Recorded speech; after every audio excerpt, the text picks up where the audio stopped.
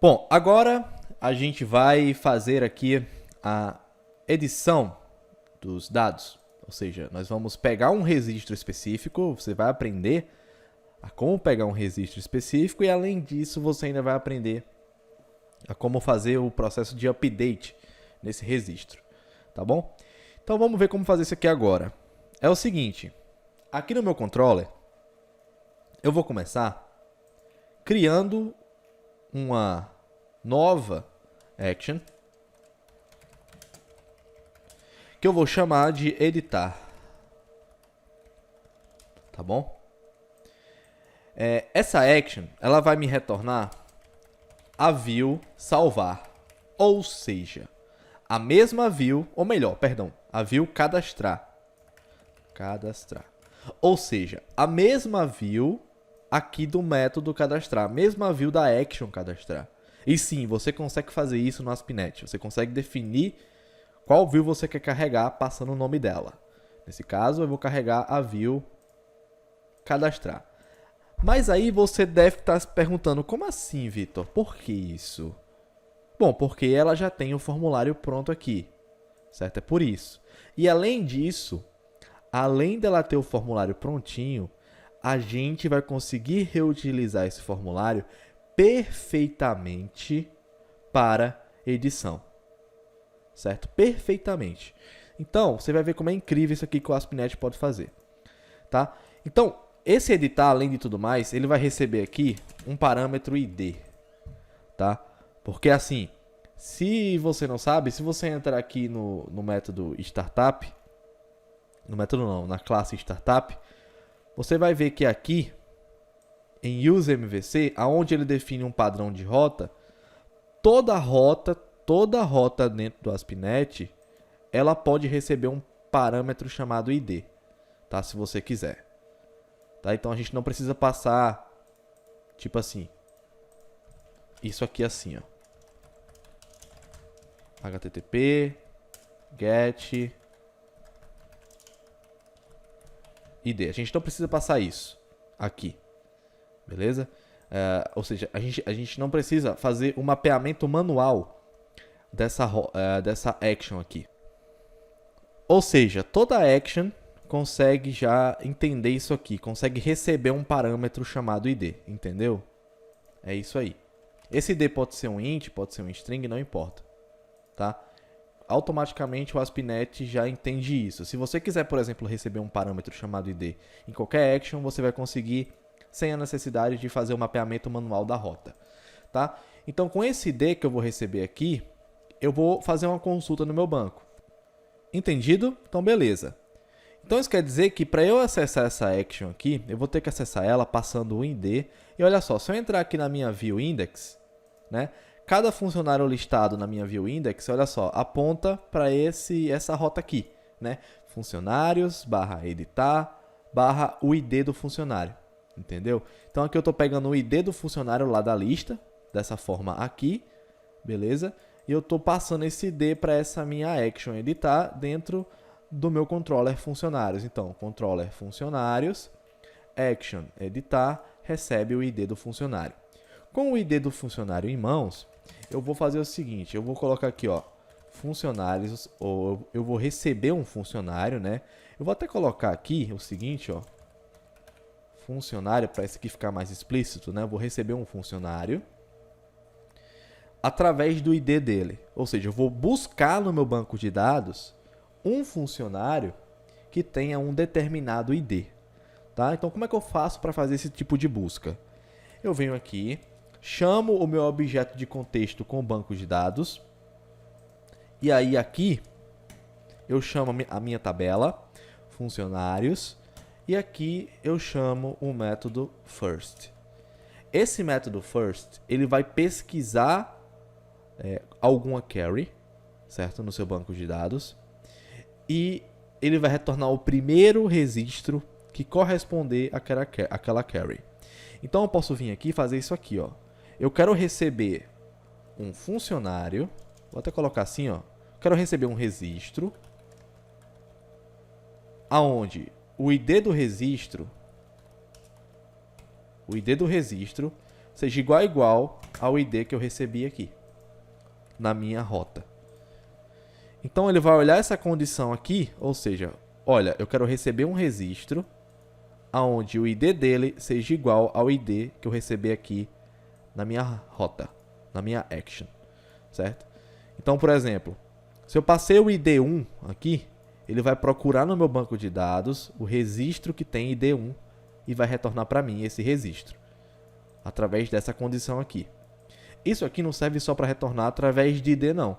Eu posso retornar através de qualquer outra query, tá? Desde que isso aqui retorne verdadeiro ou falso. Então, por exemplo, eu posso vir aqui e fazer isso aqui, ó. Tipo, eu quero achar um registro que o CPF seja igual a 123, por exemplo, certo? Inclusive, você pode ter múltiplas checagens. Por exemplo, eu quero achar um registro onde o CPF seja igual a 123 e, ou seja, end aonde o nome seja igual a Victor. E aí você pode colocar condições lógicas aqui, tá? Desde que isso aqui retorne para a gente verdadeiro ou falso. Beleza? Verdadeiro ou falso. Inclusive, aqui é igual a igual, né? Eu posso colocar a condição booleana que eu quiser aqui. Se eu quiser colocar um ou, eu posso. Tipo, registro.id igual a 2, por exemplo. Ou seja, eu quero que o Entity Framework pesquise no meu banco de dados, na tabela funcionários, um registro que tenha o CPF igual a 123 e que tenha o nome igual a Victor, ou, né, caso possível, tenha o ID igual a 2. Entendeu? Então você pode fazer as condições lógicas que você quiser aqui. Nesse caso, a condição lógica que eu quero fazer é o seguinte: ID igual a ID, que eu estou recebendo como parâmetro aqui, tá? Ou seja, ele vai achar um funcionário que tem esse ID e eu vou passar esse funcionário para a minha view. Olha que bacana, eu consigo passar dessa forma também. Da mesma forma que a gente passou aqui a listagem, eu estou passando o funcionário único, né? Tá? E eu estou recebendo esse funcionário aqui na nossa view cadastrar. E o mais legal é que essa view cadastrar, ela já está tipada com o model funcionário. E agora você quer ver um negócio mágico? Eu vou te mostrar. Olha só. Tá? Lembrando que cada botãozinho desse aqui, para cada funcionário, tem isso aqui, ó. Funcionário / editar, ou seja, para cada botãozinho desse, eu estou indo para nossa action editar, tá vendo? Ó? Do controller funcionários, passando o ID do funcionário, tá? Se eu colocar o meu mouse aqui em cima desse botão, tá vendo ali no meu canto inferior esquerdo? Ele está mostrando, ó, funcionários / editar /1. 1 é o ID desse funcionário aqui. Ali o outro, ó, funcionários / editar /2. 2 é o ID desse funcionário, entendeu? Então por aí vai. Então olha só, o que é que eu vou fazer? Vou clicar aqui em editar. Olha que coisa espetacular. Automaticamente ele carrega as informações do funcionário para a gente, sem a gente mandar ele fazer nada. Por que isso acontece? Porque no nosso formulário a gente está usando o quê? O ASP_for. Então o ASP_for é algo que serve para essas duas coisas. Ele serve tanto para construir novos objetos quando você vai salvar um formulário, como ele serve para quando você passa um objeto para um formulário, ele já associa os dados desse objeto com os campos no formulário. Ou seja, se eu clico aqui e eu estou passando o funcionário com ID1 para minha rota editar, e aqui na minha action editar, eu estou passando esse funcionário com ID1 para minha view cadastrar, pelo fato de eu ter o ASP_for, nome, salário e CPF, esses campos no meu formulário estão colados, digamos assim, estão diretamente ligados ao objeto que eu passar aqui. Então, se eu passar um objeto funcionário que tenha o nome Wesley, o CPF 234 e o salário 100, automaticamente esses valores vão ser associados aqui na view. Então, isso é incrível. Isso só acontece porque a gente coloca o ASP4. O ASP4 é um negócio muito poderoso, como você pode ver. Beleza. Então, veja que eu consegui reutilizar formulários. Isso é muito legal. Só que a gente vai precisar de mais um campo aqui, que é o campo que vai ser o seguinte. Eu vou colocar por enquanto ele como texto. A gente vai precisar do campo, não vou colocar nem classe. A gente vai precisar do campo ID. Tá? ID. Veja aqui que ele está mostrando que o ID é 1 e aqui ele está mostrando que o ID é 2. Tá? A gente não consegue alterar o ID numa aplicação real, né? Não é recomendado. Então aqui eu vou colocar o seguinte, nesse formulário eu vou colocar o hidden, ou seja, vai ser um campo escondido, o ID.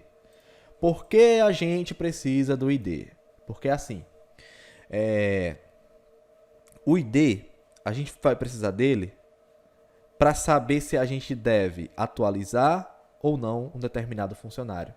Ou seja, quando eu clicar aqui em cadastrar, eu vou para o método que vai atualizar o funcionário, certo? E assim, eu preciso saber qual funcionário eu quero atualizar. Então, eu vou precisar do ID dele. Então, eu vou pegar o ID do funcionário de volta através do formulário. Então, é por isso que eu tive que criar esse campo ID. Beleza? E outra coisa. Como a gente está usando o mesmo formulário e esse mesmo formulário aponta para essa mesma action, salvar, a gente vai ter que fazer toda a lógica de atualização aqui dentro dessa action. E é bem fácil, né? Só que a gente vai ter que diferenciar o seguinte: quando é que a gente precisa atualizar ou quando é que a gente precisa criar um novo funcionário, né? Porque a edição e a criação de um novo funcionário estão ligados no mesmo formulário. E o mesmo formulário aponta para uma única action, que é a action salvar. E atualmente a action salvar só adiciona novos funcionários.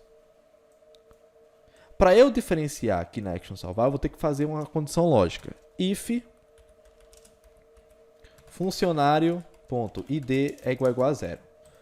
O que é que isso significa? Significa o seguinte: se o ID do funcionário é vazio, se o campo ID do funcionário é vazio, isso quer dizer que esse funcionário ainda não existe, né? Aqui com base no nosso formulário. Esse funcionário ainda não existe. Como assim, Vitor? É igual a 0? Olha só. Se eu voltar esse campo aqui para text, olha só. Se eu vier aqui, clicar no novo funcionário, veja que está vazio. Ó. Quando eu clico em novo funcionário, o campo ID está vazio. E quando eu vou para editar algum funcionário, o campo ID está preenchido. Então é essa verificação que eu estou fazendo, certo? É essa verificação que eu estou fazendo. Se o campo ID estiver vazio, vou até voltar para hidden aqui, eu não quero que isso apareça.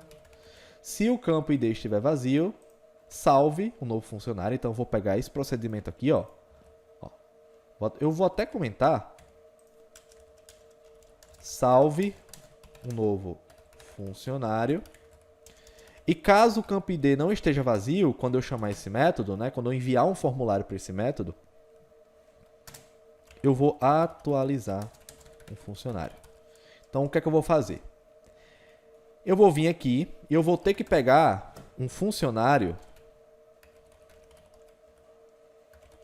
lá do meu banco. Tá? Vou até explicitar o tipo aqui.